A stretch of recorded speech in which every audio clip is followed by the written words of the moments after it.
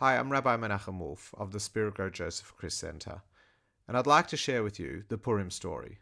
But before I do, let me take you back 3,300 years, or just over, to when Moses leads the Jewish people out of Egypt. We traveled through the desert for 40 years, and upon Moses' passing, his successor Joshua, Yehoshua, takes us into Israel.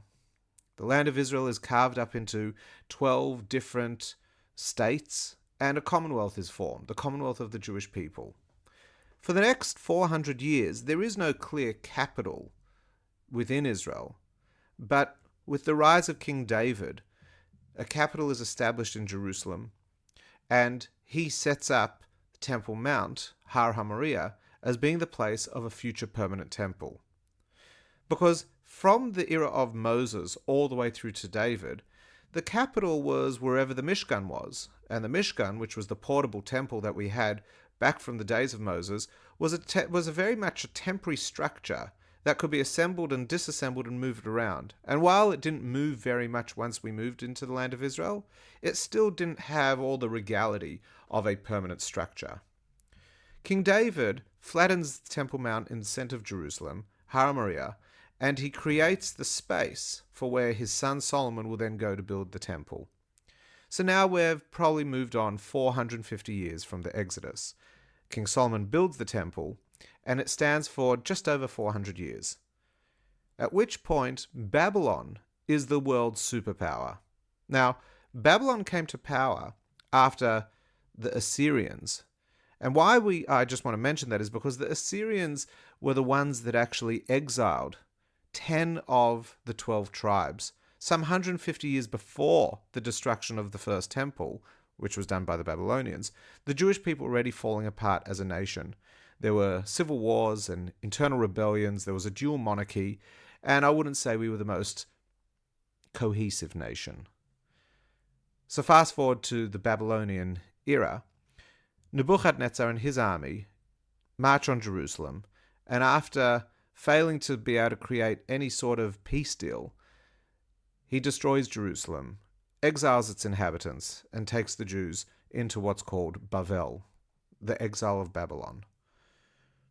Over the next 70 years, we would be spread across from the Mediterranean all the way over to Iran, spread through what would be the Babylonian Empire, and then as Babylon falls to Persia, the Persian Empire.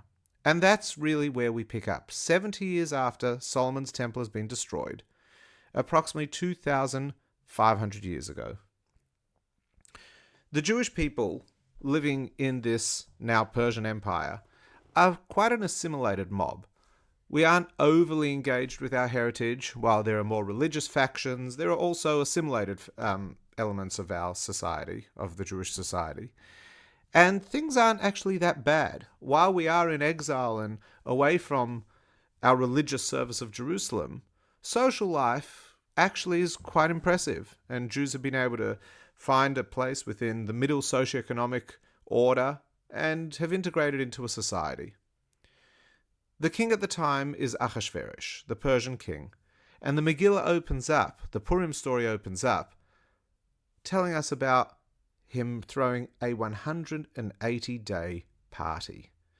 Not just is this a party, this is debauchery on steroids.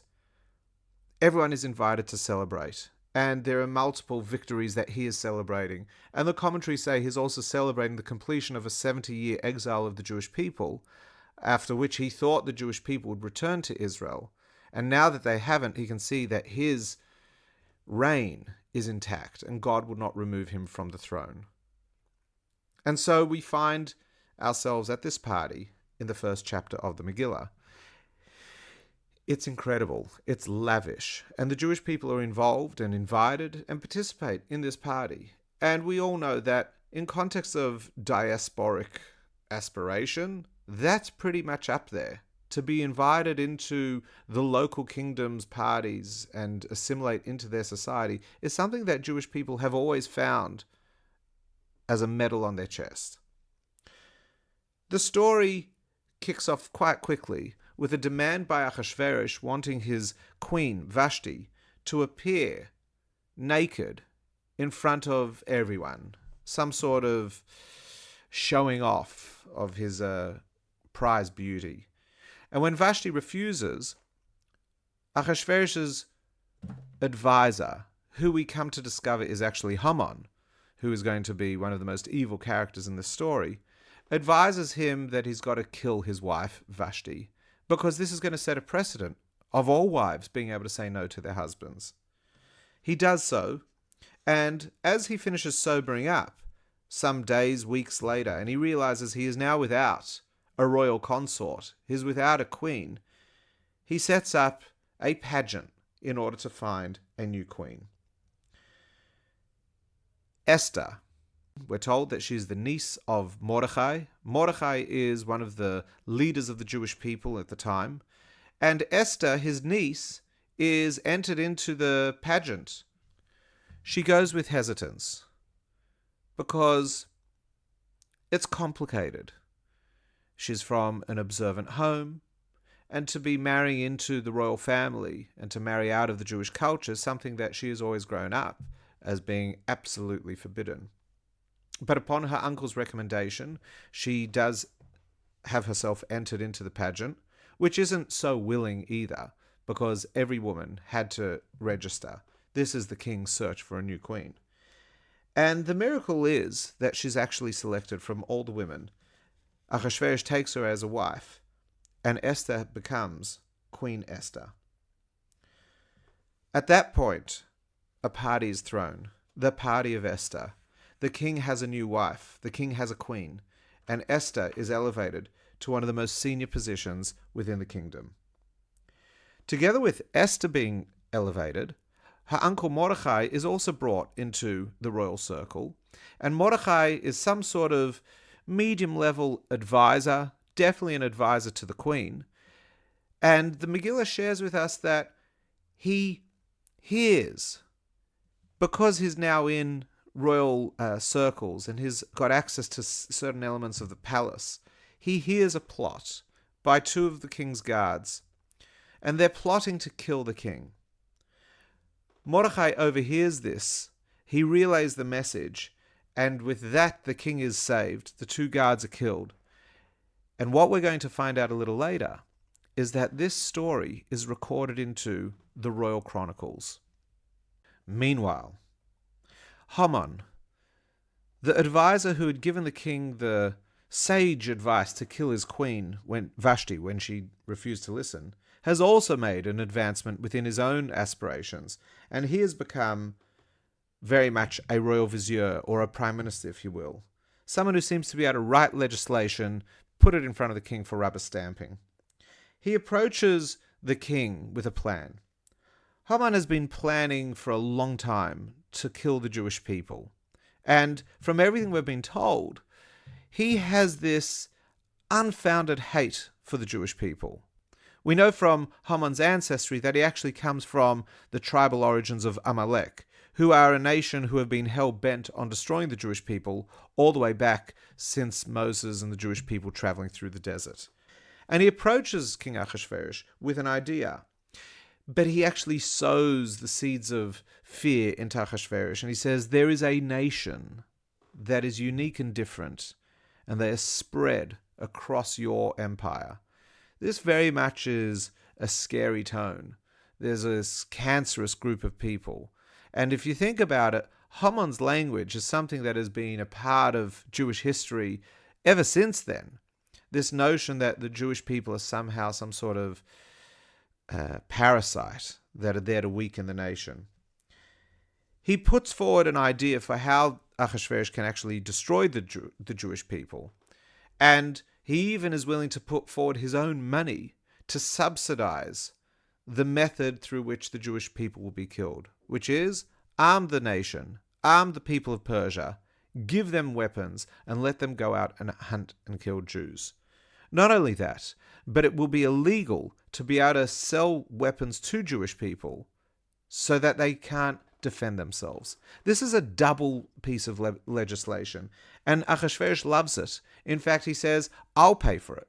This is fine. I totally agree to your idea. You might be thinking, but doesn't he have a Jewish wife? Doesn't he know better? And the answer is no. At this point, Esther has not revealed her own heritage because at the end of the day, although absorbed into the empire, I don't think that the Jewish people were the most loved members of society. Now, Mordechai, being within the royal circle and being around the palace, does get wind of Haman's plan. And he informs Esther of this vicious plan to kill the Jewish people. You see, being a royal doesn't mean that Esther actually knows what's happening in the empire. In fact, I would say, based on those times, being a queen definitely kept her out of the loop. She has no royal ancestry of her own. She's not blue-blooded. She's not a connected person. And therefore, she definitely does not know what's happening in Ahasuerus' land. So Mordechai informs her and says, you are the only one who can approach the king. You are the only one who can beg him to change his mind about killing the Jewish people. Esther's petrified. How am I meant to save the Jewish people? I haven't even been with Ahasuerus for months. And been, she means in the most intimate way. It seems that although she's the queen of Persia, she too is on the outer. There are other women in Ahasuerus' harem, and therefore she doesn't hold that much power. Mordechai explains to her that this may be the whole reason why she has even become the queen of Persia, and says, you've got to approach the king. And so Esther says, I'll do so, but you've got to back me up. I've got to have spiritual momentum. Have the Jewish people pray for me. Have them join me. Have them pray for me. Have them create a spiritual momentum so that I will be successful in my approach to Ahasuerus. Mordechai gathers the Jewish people, particularly the children, for days of fasting, study, and prayer. It's remarkable because these are the people who had been assimilated some while back and were quite happy to participate in Ahasuerus' party, which had been so much more than a party and political participation. This had been a party of debauchery. And now here they were, gathered with Mordechai, praying, fasting, studying. This had been a wake-up call, an existential question of who are we and why don't we want to be killed? What is it that we are here to achieve?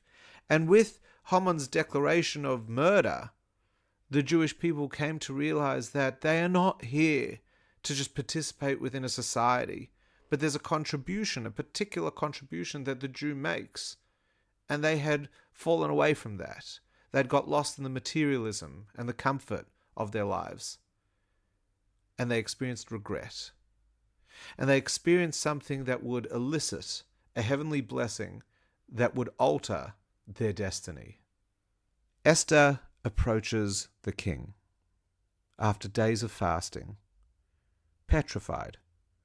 Because if she approaches the king without permission, if she puts forward a demand without being offered the opportunity, she could be seen as committing an act of insubordination, standing up to the king. She could easily be killed, just as her predecessor Vashti was. And the miracle is that she does approach Ahasuerus, and we're told that Ahasuerus was most embarrassed and furious that he had been approached by his queen without being announced, that she's putting pressure on him. And yet, in that moment, he calms himself, and he asks her, what is it that you want? At this point, Esther does not betray her true intention, and she says, I would like to invite the king, and I would like to invite the king's prime minister, Haman, to a small party that I would like to throw in your honor. Ahasuerus agrees, and a date is set for the first banquet. Ahasuerus and Haman come to the banquet, and Esther flatters Ahasuerus in front of a small group of people. She treats him like a king. And Ahasuerus is so warm and inspired in the moment that he asks Esther, what is it that I can give you? How can I show my love to you? Let me give you half my empire. And Esther bides her time. And she says, my love, What I'd really like is for you to come back for another party. I'd like to really show my gratitude and my appreciation to you." And she plans a second party, to which Ahasuerus agrees, and of course, Haman can't be more chuffed. Here he is, privately dining with the king and the queen, and all she wants is for him to be more in her presence. And with that, Esther has laid a trap for how she's going to expose Haman for being the tyrant and the murderer that he truly is. One night, Ahasuerus is in bed, and he can't fall asleep. It's not like him to stay up at night without falling asleep, and he's troubled. And so he calls for someone to read to him, someone to entertain him. And the particular entertainment that is called for this particular night is that the Book of Chronicles should be read. And so the stories of his majestic victories is read to him. And then a particular story is read. It's the story of Mordecai saving the king. At the end of the story, the king says, "This man saved my life. There was a plot to assassinate me. Share with me, what was the reward? What reward did we give this Jew Mordecai?" And the chronicle reader shares that there was no reward. This is an unfinished story. By pure happenstance, at that point, Haman is coming to speak with the king. This time, and as a matter of urgency in the middle of the night, because he is sick and tired of Mordecai. And in this moment of, dopamine rush, he feels that midnight is the perfect time to approach the king with a request to kill Mordecai. He'd been spending the whole day ruminating and spending time with his family and personal advisors about how to deal with Mordecai, the insolent Jew who refused to bow, who refused to pay any respect to Haman.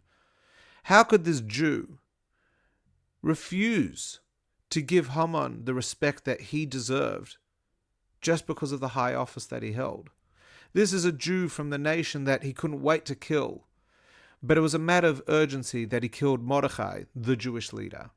And tonight he was approaching the king with a plan to hang Mordecai on a public gallows that he had constructed. He asks for an urgent audience, and an audience is granted, middle of the night. And Ahasuerus says, "Haman, I know you have come to speak to me about something, but I'd like to speak to you about something that's weighing on my mind." And he asks, what should be done to a man whom the king wishes to honor? He doesn't let on that he's talking about Mordecai. And so Haman presumes that there is only one person whom the king could wish to honor at this stage of Persian history, and that would be himself, Haman.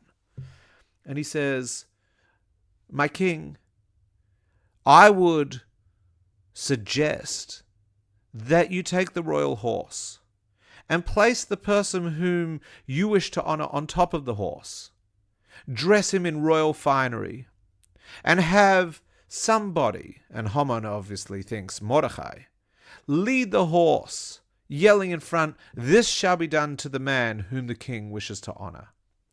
The king says, "This is so appropriate. This is a brilliant idea, Haman," and instructs him to immediately find Mordecai and actually do this to Mordecai. And so we're told that he takes Mordecai and he puts him on the horse and he dresses him in royal finery and leads him through the capital of Persia. Commentaries tell us that when Haman's daughter saw someone being led in royal finery, in the most beautiful garments, on a royal horse, and that someone else was leading that person, Haman's daughter just presumed it was her father on the horse and took the opportunity to tip out the family waist from a balcony position onto whomever was leading the horse, presuming that it was Mordecai. Later that day, she finds out that in fact she'd just poured the family waist on her own father's head, embarrassing him in public. And in a state of absolute shame, she jumps from the very balcony and kills herself. Suffice to say, this is a tragic day in Haman's home. He has been humiliated in public for having to lead Mordecai. He's been humiliated in public having household waste poured on him, and he has lost a daughter, all on the same day. While he's grieving, later in that day, while he is having to handle everything that he's gone through, royal guards approach his home to rush him because he has been invited to another festive meal with Esther, and he's now running late. And so he's rushed to the party of Esther. At this party, like at the first, the king asks Esther, "What can I give you, my dear? What is it that I can give the woman that I love? I'm willing to give you up to half my empire." It's at this point that Esther breaks down and says, "My lord, I want you to know that I'm from a slave nation. I'm from the Jewish people. I want you to know that I'm a Jewess. And I want you to know that you have passed legislation to destroy my people. I don't want anything but life, both for myself and my people." It seems that Achashverosh wasn't particularly familiar with this and asks for a bit more explanation and says, Who has passed such legislation? Who is responsible for wanting to kill your people? And she points at Haman and says, "This evil man, Haman, he is the one who has had you rubber stamp this legislation." Achashverosh is fuming. Now he's been stood up. Now he's been embarrassed. Now he is sitting at a royal table, and he is coming to realize that he is going to have to kill his wife because of his prime minister's legislation. Not only that, this is the second wife that he has to kill on Haman's advice. And while he goes out to cool himself and to collect himself and work out what his next step is, the Megillah says that Haman jumps onto the daybed that Esther is actually lying on during this meal, begging for forgiveness, asking her to spare him. Achashverosh returns into the room and sees Haman on the daybed with his wife, and without asking for an explanation for context, he says, "While I am in the house, do you dare to sleep with my wife?" And with that, Haman's fate is sealed. What will the punishment be? Well, some advisor who happens to be there at the time, and we're told is actually a Jewish person, he advises the king, "Perhaps, why don't you hang Haman on the very gallows that he had prepared for the man who saved your life, Mordechai?"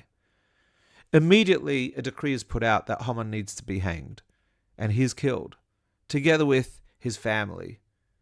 And further legislation is passed upon Esther's request. Please, if you're not going to cancel your original legislation to kill the Jewish people, at least give the Jewish people the right to defend themselves.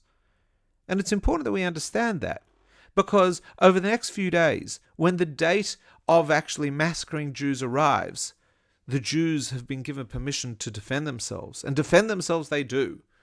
When the day arrived for Jewish people to be massacred, the Jewish people defended themselves. There were attacks, but they were able to fend them off and kill their attackers.